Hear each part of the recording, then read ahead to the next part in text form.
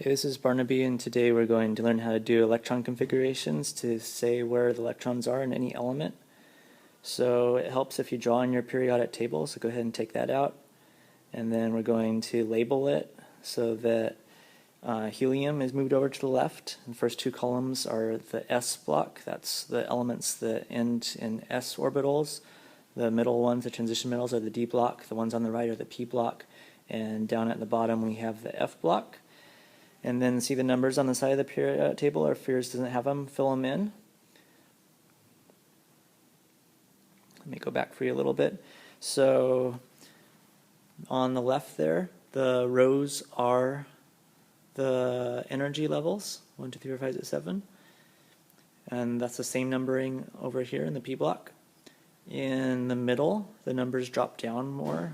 So this first row right there, with scandium and titanium, that's 3D instead of 4D.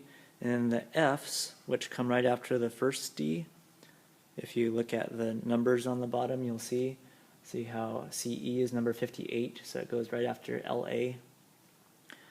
The Fs are 4 and 5, so they drop down 2 energy levels. So you need to be able to look at this and figure out the order that orbitals fill in.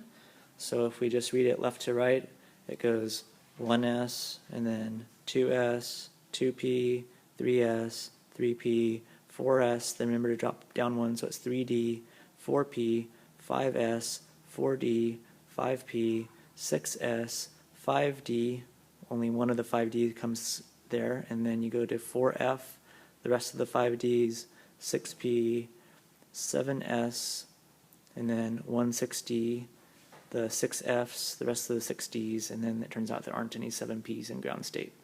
So that's the order that they fill in. That's the most important thing about being able to do these problems, because it's kind of a funny order, but as I just showed you, practice using the periodic table to figure out the order of any element. So let's practice with zinc. So orbital notation is where you draw arrows to show the electrons. So if you just look on your periodic table, the order for zinc, starting at the top, reading left to right, top to bottom, goes 1s, 2s, 2p, 3s, 3p, 4s, 3d. And then you just fill in arrows which represent electrons for each one. When you do these p orbitals that I'm on, each orbital of equal energy gets 1 before any gets 2, like that. Same thing with these 3p's, same thing with these 3d's. And then I wind up filling all of them up in the 3D, because when you look on your periodic table you see that zinc number 30 has 10 3D electrons. I highlighted the 4 S's because I wanted to tell you those are the valence electrons. Electrons in the highest number are the highest energy level. So arrows are orbital notation. If you just do regular electron configuration, that's with superscripts. So instead of 1s, 2 arrows, you use superscripts 1s2, 2s2, 2p6, 3s2, 3p6, 4s2, 3d10. And noble gas notation is the most abbreviated way.